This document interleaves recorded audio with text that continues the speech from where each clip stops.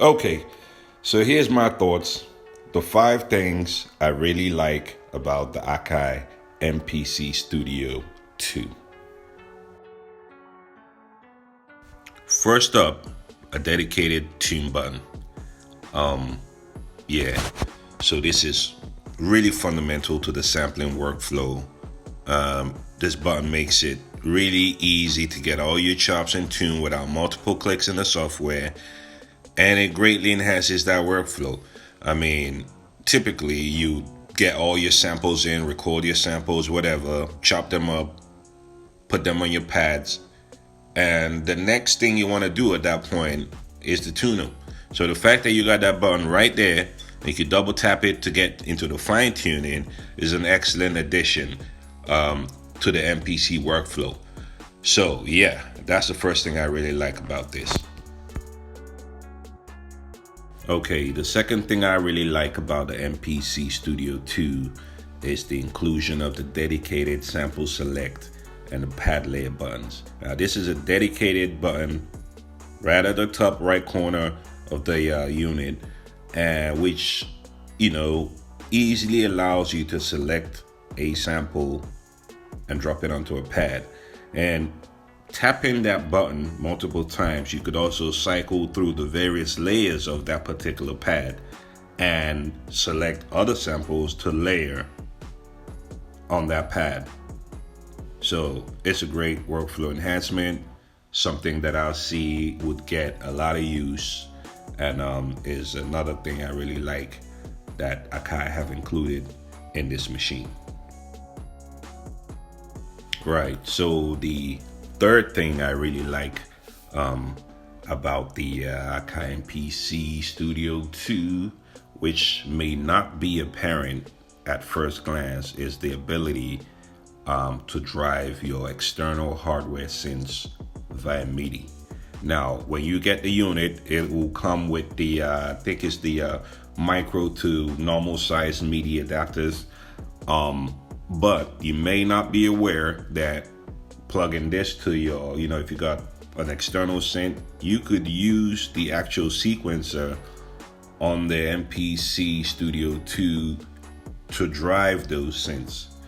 And that includes the step sequencer, the chord notes and progressions in pad perform mode, which is great for techno and house. You know what I'm saying? So that's pretty dope. And I'm sure that's going to open up a lot of ways to integrate, gear that's hanging around that you could use in your productions. So yeah, that's a big thumbs up from me. All right, so this one, it's one of those ones which it's just there, but it's very well placed and something that's incredibly important when you're, making beats. You know what I'm saying? Is the overdub button. I really like that they've included this in the MPC Studio 2. It wasn't in the previous, I believe, MPDs or whatever. I might be wrong about that, but I don't think it was. But the fact that they've included it in this unit is pretty dope because, when you're making your beats, you're adding variations to your sequences or your patterns. You're always overdubbing. And if that don't work out, you undo, try something different again. You know what I'm saying? Click that overdub button. So it's something that's very, very useful. And I like the fact that they've included it here. Along with all the other play, stop, record buttons, obviously. And another thing which I should mention here too is the fact that they've included a dedicated automation button, which is pretty dope. You just tap that, wiggle around something, move some, your effects, filters, resonance, whatever it is, volume, and click it again, and that's it. The automation is recorded, which is really cool. I like that they've put that in. So yes, that's good, as well as the locate buttons to jump to various parts of your sequence. But yeah, the overdub button, yep, definitely another thumbs up from me, and I definitely like that they've included it in this unit. Okay, so in summary, at $219, this is a really well priced unit. I don't know about you in your neck of the woods what that would be, but here in the UK, $200, for pretty much an MPC. You just gotta tie it up to the software.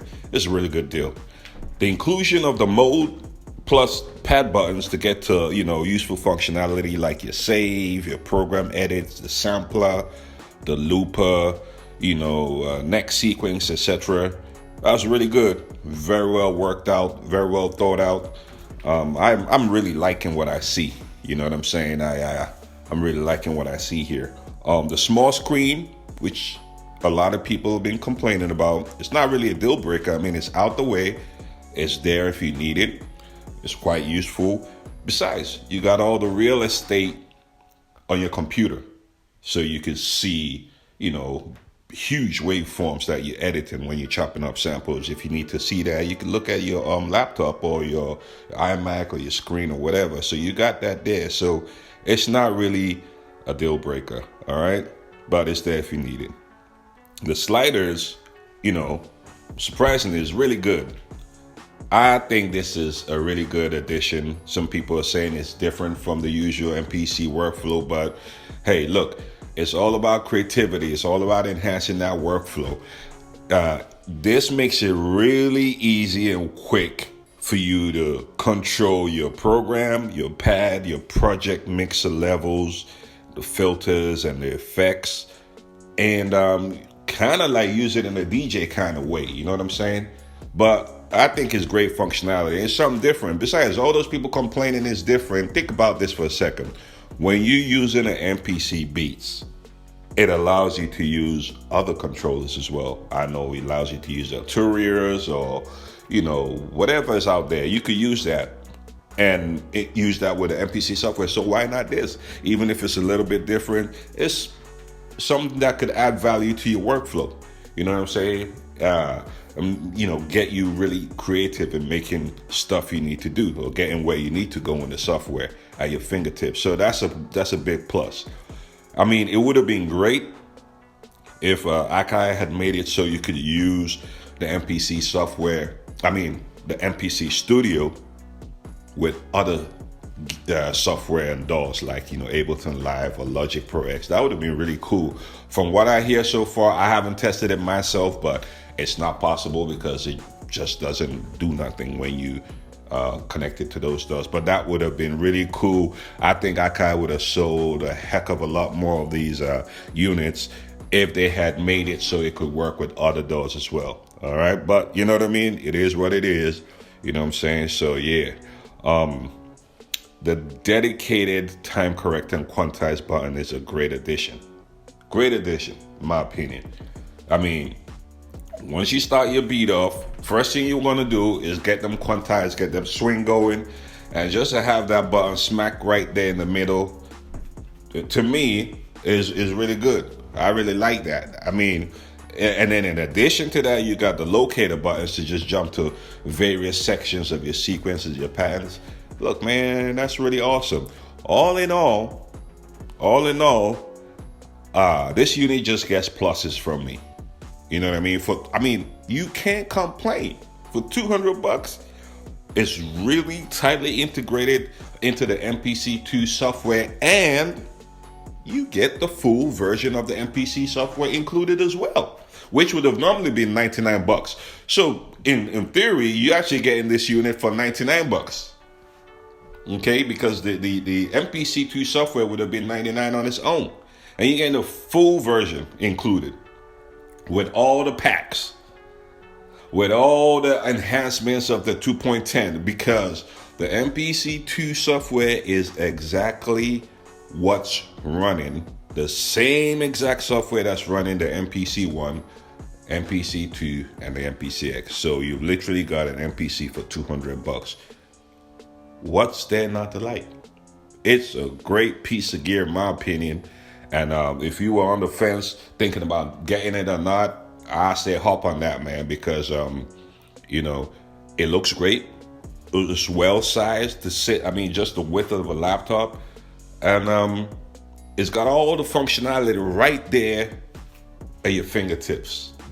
So, I mean, apart from renaming stuff, that's what I think you'd need to do on the actual software itself, like, naming your sequences, or naming your samples, etc. Just when you're saving a file. But apart from that, you can do everything from this controller. So in my mind, it's real dope. I got no complaints with it. In fact, I really, really think it's awesome.